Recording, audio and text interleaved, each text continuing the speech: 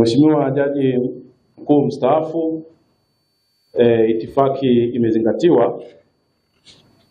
Awali ya yote tunapenda kutoa shukrani za dhati kwanza kwa Mheshimiwa mgeni rasmi mwenyewe kukubali kwa muda mchache kuja kutufungulia kikao chetu hichi, lakini tunatoa shukrani pia kwa mwezeshaji wetu Jaji Mkuu mstaafu Othman Chande kwa kutoa nafasi yake ya kuwa na sisi, lakini tunatoa shukrani za dhati zaidi na wageni wengine wote ambao tumewaalika kutoka taasisi za serikali, kutoka bara pamoja na Zanzibar, pamoja na wadau wengine wa Access to Justice pamoja na mnyororo mzima wa haki za binadamu bara pamoja na Zanzibar.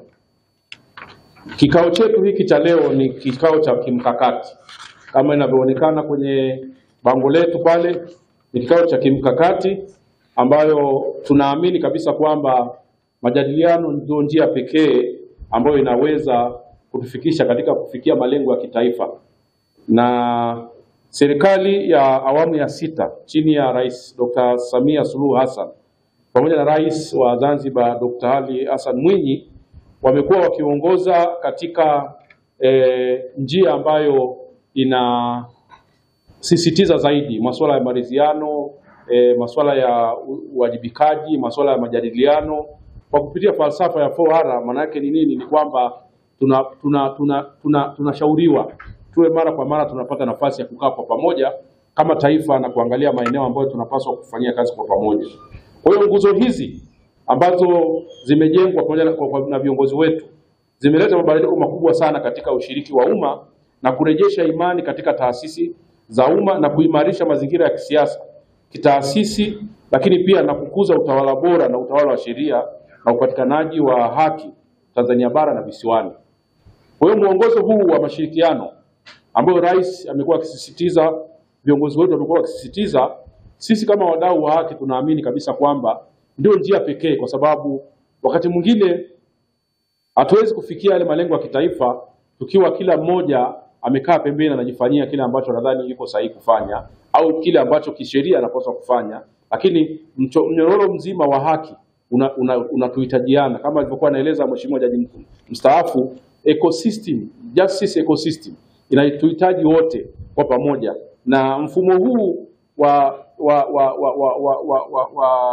wa haki na pamoja na masuala ya utawala wa sheria hauwezi kuathiri majukumu ya kila mmoja. Kila mmoja na jukumu lake. Judiciary itabakia kuwa judiciary, ofisi ya DPP itabakia kuwa DPP, watu wanaofanya kazi katika polisi watabakia kuwa polisi, tume ya haki za binadamu itabakia kuwa tume, na sisi asasi za kiraia tutabakia kuwa asasi za kiraia, wizara zitabakia kuwa wizara, na bar association itabakia kuwa bar association. Tunachotafuta ni namna gani tunaweza tukashirikiana katika yale maeneo ambayo yanahitaji kushirikiana.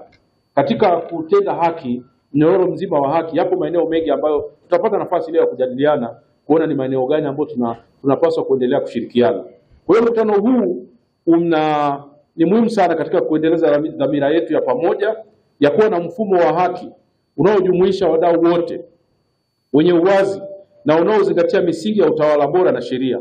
Umekusanya mamlaka kuu kutoka Tanzania bara na Zanzibar, ikiwa ni pamoja na washauri wakuu wa sheria wa serikali, waendesha mashtaka wakuu wa umma, viongozi wa mahakama, taasisi huru za uangalizi wa haki za binadamu, makamishina wa huduma za kisheria, viongozi wa vyombo vya usalama, viongozi wa magereza, kamati za bunge, baraza la wawakilishi, pamoja na taasisi zingine zote ambazo ni za muhimu katika mnyororo huu. Tunajua kabisa kwamba Mheshimiwa mgeni rasmi tusingeweza kumaliza wote, lakini kwa sababu ni kikao cha kimkakati, walau sisi tunaweza tukapanga na baadaye tukawaongeza wengine. Kama alivyosema Mheshimiwa Jaji kwenye ripoti yake, aligundua kwamba katika mnyororo wa haki kuna wadau zaidi ya 57. Maana yake ukiangalia hapa tuko karibu 30. Maana yake kuna wengine wengi tumewaacha nje. Kwa hiyo tunaamini kikao hiki, Mheshimiwa mgeni rasmi, kitakuwa ni kianzio cha kupanua wigo zaidi ambao tutapeleka mbele kuona namna gani tunaweza kufanya kazi hii kwa pamoja. Malengo ya mkutano huu kama nilivyosema, kwanza ni kuhimiza ushirikiano wa maana kati ya taasisi za haki za kiserikali, mabaraza ya wanasheria na asasi za kiraia kwa ajili ya mabadiliko ya kisera na kisheria na kuleta uwajibikaji katika mifumo ya haki. Pili, kutoa jukwaa la mazungumzo ya kimkakati kuhusu utawala wa sheria, upatikanaji wa haki, za binadamu na kutambua mapungufu miongoni mwetu. Hii ndio ilikuwa tunazungumza kwamba tutengeneze forum ya pamoja ya kitaifa. Inaweza ikawa inaitwa Bar Beach Forum au jina lingine ambalo tutakubaliana baadaye. Walau mara moja kwa mwaka tunaweza tukawa hiyo. Wenzetu kule Zanzibar tulishazungumza na judiciary, nadhani tunakwenda vizuri. Kuna Bar Beach Forum tunategemea kuanza kule. Kwa hiyo tunategemea maforum kama ya namna hii yanaweza kuwa ya kitaifa, ya kimkoa, yakashuka mpaka katika ngazi za mashinani, kwa lengo la kuhakikisha kwamba tunapata nafasi ya kutathmini kwa pamoja ni namna gani tunafanya kazi. Wakati mwingine tunakuwa tuna mapungufu yetu, lakini hatuna mahali pa kusemea. Mheshimiwa Jaji Salma huko hapa, unawezekana kwa unaona mapungufu ya wakili, lakini wewe kwa miiko yako huna sehemu, huwezi kuita chombo cha habari ukazungumza, huwezi kuita press conference ukazungumza. Lakini tukiwa kwenye forum kama hizi inakuwa ni rahisi.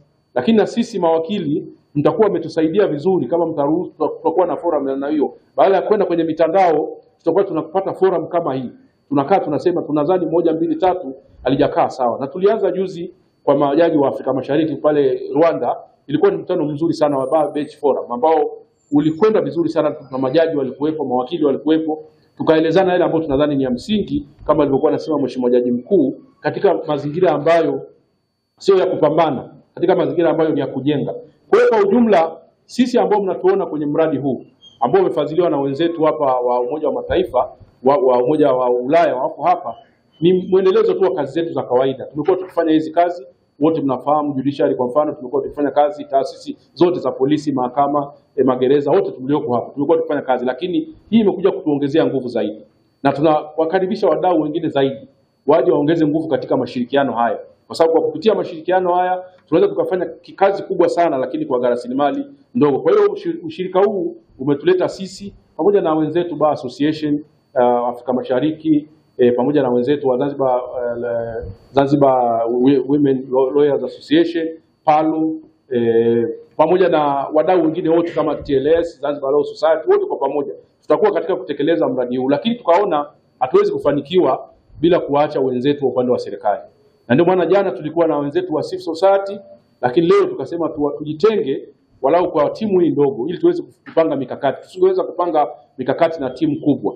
Kwa hiyo baada ya Mheshimiwa mgeni rasmi kutufungulia kikao chetu, tutakwenda kwenye chai, alafu tutarudi kupanga mikakati. Tutabaki wenyewe, and I will also call our partners, ICEU, maybe after tea you are at liberty, kwa sababu tukirudi you are liberty to go. Tukirudi tutakuwa na ile strategic thinking ya kwetu ya ndani, namna kujipanga wenyewe kama Watanzania wote tuko hapa.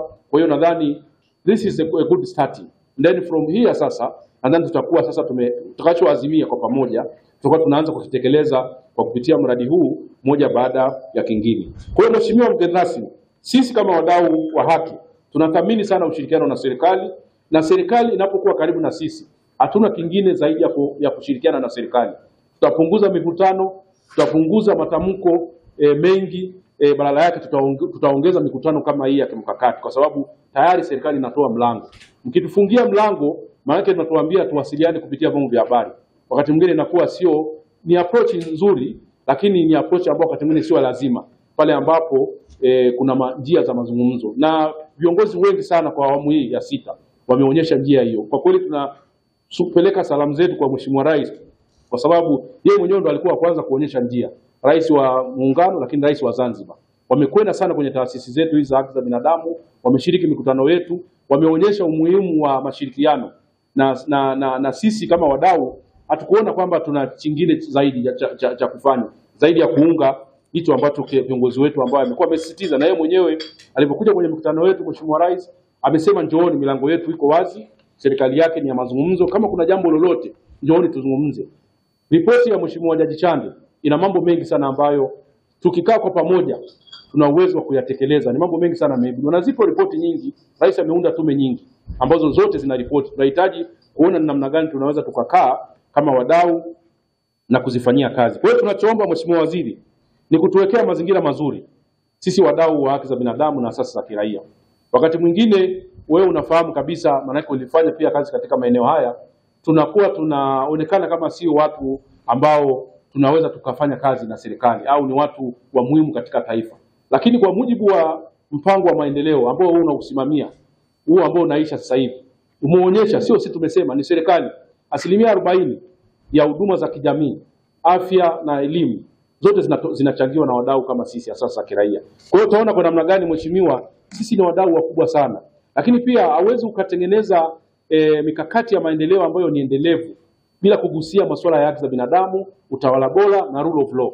Huo mkakati, mpango unaoendelea sasa hivi, kwa maandiko yetu ya serikali yetu, wameonyesha kabisa kwamba zile drivers au gears, facilitators, ili tuweze kufikia yale malengo ya kimaendeleo, lazima tuwe na utawala bora, lazima tuwe na uwajibikaji, na lazima tuwe na access to justice. Na ndio maana unaona leo wizara wanazunguka mikoani, wanazungumza Mama Legal Aid, Samia Legal Aid campaign. Na wadau wakubwa wa kampeni hiyo ni sisi asasi za kiraia ambao tumejaa nchi nzima. Kwa hiyo utaona kwa namna gani tunajaribu kulink kati ya miradi ya maendeleo, investment na masuala ya haki za binadamu. Na ndio maana kwa katika wizara yetu ya Katiba na Sheria sasa hivi tuna mpango draft ya Human Rights and Business.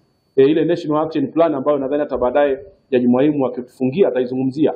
Tuko kwenye hatua nzuri. Yote hayo ni kuonesha kwamba kuna uhusiano mkubwa kati ya masuala ya maendeleo, biashara, uwekezaji na masuala ya utawala bora na haki za binadamu. Kwa hiyo tunakuomba kabisa mheshimiwa, kwenye mipango ambayo unasimamia, ya mipango ya maendeleo ya 2050, haya masuala ya haki za binadamu, masuala ya utawala bora, access to justice yawekwe kama njia, kama agenda za msingi za kutufikisha huko, kwa sababu tusipokuwa na haya itakuwa ngumu kufikia maendeleo yetu ambayo tunayatarajia. Kwa hiyo kwa ufupi nazingatia kwamba una muda mchache, mimi naomba ndugu wajumbe, ndugu washiriki, niishie hapa na nitumie sasa fursa hii kwa ridhaa yenu kumkaribisha mgeni wetu rasmi atufungulie shughuli yetu. Asanteni sana.